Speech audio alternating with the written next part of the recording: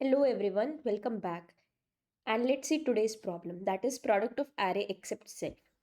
तो यहाँ पर हमको एक इंटीजर एरे दी है नम्स और हमको एक एरे रिटर्न करनी है आंसर, जिसमें जो आंसर ऑफ आई होगा है ना, उसका मतलब होगा कि जो ith एलिमेंट है ना नम्स का, उसको छोड़ के है ना बाकी सारे एलिमेंट्स जो हैं उनका प्रोडक्ट है ना हमको आंसर ऑफ आई में डालना है।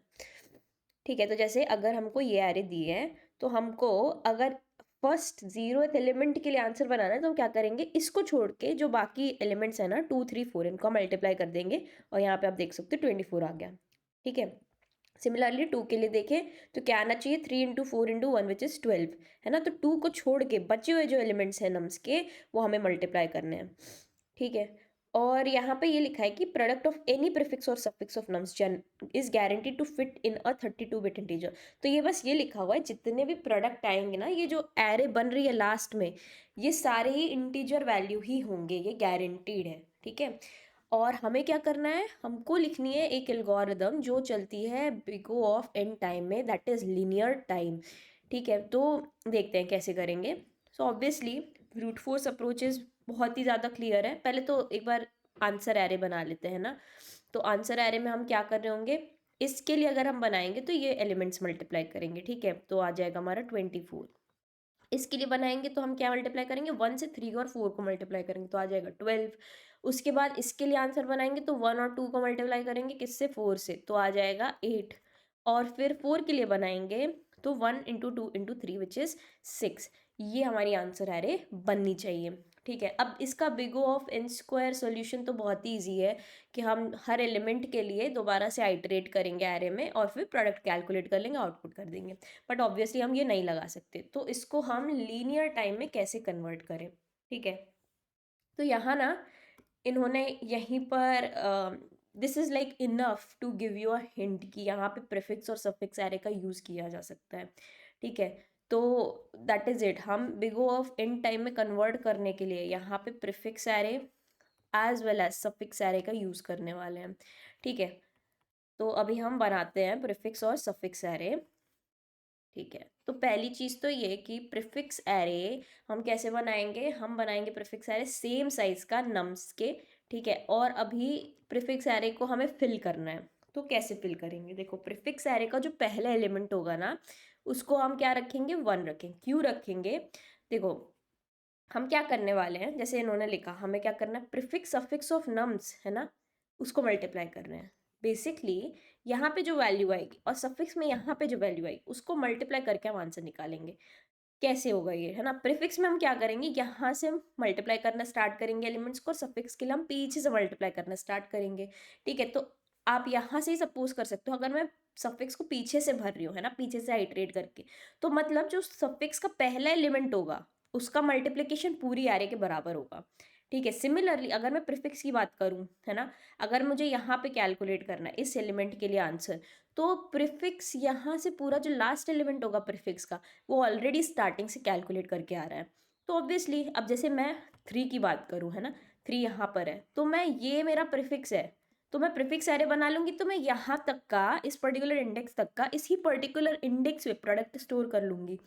सिमिलरली ये जो पार्ट है ना, इस पर्टिकुलर पार्ट के लिए ये सफिक्स है हमारा है ना, तो ये सफिक्स एरे में मैं स्टोर कर लूँगी और फिर मैं ये प्रीफिक्स और ये सफिक्स मल्टीप्लाई कर दूँगी तो मुझे इसके लिए वैल्यू मिल जाएगी, है ना। तो एक बार पहले तो बनाते हैं प्रीफिक्स और सफिक्स, फिर क्लियर हो जाएगा।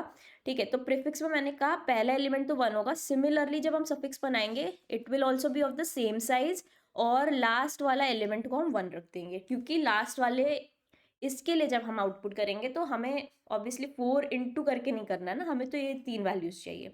ठीक है, तो इसको 1 रख दिया। अब हम क्या करेंगे, प्रीफिक्स बनाना शुरू करें, तो हम क्या करेंगे, जो प्रीफिक्स में जो भी एलिमेंट है ना लास्ट वाला, उसको उठाएंगे और एरे के फर्स्ट एलिमेंट से मल्टीप्लाई करना स्टार्ट करेंगे, तो क्या आ जाएगा, यहाँ पे 1 आ जाएगा। ठीक है, उसके बाद एरे में हम आगे बढ़ेंगे, 2 पर आ जाएंगे, 2 पे आए, 2 को हम जो प्रीफिक्स में लास्ट में पड़ा उससे मल्टीप्लाई करेंगे, तो यहाँ क्या आ जाएगा, 2 आ जाएगा। सिमिलरली हम 3 पे आएंगे, तो 3 को हम किससे मल्टीप्लाई करेंगे, जो प्रीफिक्स में लास्ट में पड़ा है, तो यहाँ क्या आ जाएगा, 6 आ जाएगा। ठीक है, सिमिलरली सफिक्स में हम क्या करेंगे, यहाँ पे 1 है। ठीक है, तो इसको हम मल्टीप्लाई करेंगे एरे के लास्ट एलिमेंट से, तो यहाँ क्या बनेगा, 4। फिर जो सफिक्स में अभी एलिमेंट डाला है ना, इसको हम मल्टीप्लाई करेंगे 3 से, है ना। अभी हम एरे में पीछे से यहाँ इटरेट कर लास्ट एलिमेंट लिया, अब सेकेंड लास्ट लेंगे तो 3 को हम 4 से मल्टीप्लाई करेंगे तो क्या आ जाएगा, 12 आ जाएगा। फिर 12 को हम किससे मल्टीप्लाई करेंगे, 2 से मल्टीप्लाई करेंगे तो क्या आ जाएगा यहाँ पर, 24 आ जाएगा, है ना। तो अभी प्रीफिक्स बन गया और सफिक्स बन गया। अब हम क्या बनाते हैं, अपना आंसर बनाते हैं ना। तो आंसर ऑब्वियसली सेम ही साइज का होगा। अब यहाँ पर आप देख सकते हो कि जैसे मैं प्रीफिक्स ऑफ आई को सफिक्स ऑफ आई से मल्टीप्लाई करूंगी क्या आएगा, 24। सिमिलरली यहाँ पर देखो 1 को मैं 12 से मल्टीप्लाई करूंगी, ठीक है। तो ये 0 1 2 3, तो इन्हीं दो का मल्टीप्लिकेशन यहाँ आ गया, फिर इन दो का मल्टीप्लिकेशन यहाँ आ गया, फिर इन दो का मल्टीप्लिकेशन यहाँ आ गया। तो ये array you can see is completely equal to the answer array which we should get. So this is how prefix and suffix is going to help us, है ना। एक और एग्जाम्पल लेते हैं और उसके लिए भी ट्राई रन करके देख लेते हैं ना। जैसे मान लो हमको नम्स में दिया हुआ है 3 4 2 5 एंड लेट्स से 3 अगेन, ठीक है। हमको ये दिया हुआ है नम्स में, अब हमको इसका आंसर बनाना है। तो पहले यहाँ पर लिख लेते कि आंसर आना क्या चाहिए। तो 3 के लिए देखें तो हमें ये एलिमेंट्स मल्टीप्लाई करने हैं, तो 2 5 10 12, तो यहाँ 120 आना चाहिए 3 के लिए।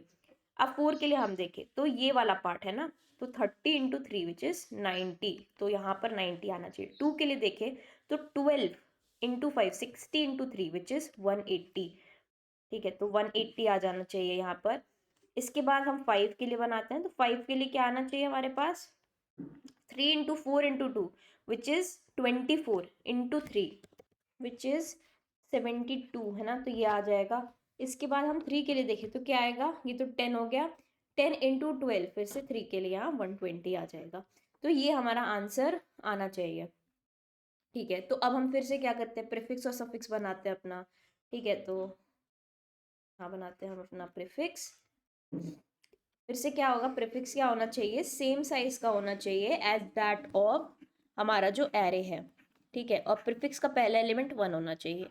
अभी यहाँ पर सफिक्स के लिए भी लिखते हैं, तो सफिक्स के लिए भी क्या होना चाहिए कि जो लास्ट एलिमेंट है ना वो 1 होना चाहिए। और मैंने बताया क्यों, क्योंकि लास्ट एलिमेंट के लिए हम वो एलिमेंट नहीं इंक्लूड कर रहे होंगे। सिमिलरली प्रीफिक्स में भी फर्स्ट एलिमेंट हम नहीं इंक्लूड कर रहे होंगे, तो हम 1 यहाँ पे हमें 1 लेना पड़ेगा, क्योंकि हमें एट द लास्ट मल्टीप्लाई करनी है ना, वैल्यू तो 0 नहीं ले सकते कुछ भी रैंडमली, तो 1 ही लेंगे, ठीक है। तो प्रीफिक्स 1 आ गया। अब फिर से सेम काम करेंगे, कैसे फिल करेंगे, आई हमारा स्टार्ट हो रहा हो कहाँ से, 0 से, तो यहाँ से, ठीक है। तो 1 इंटू 3 कितना आएगा, 3 आ जाएगा।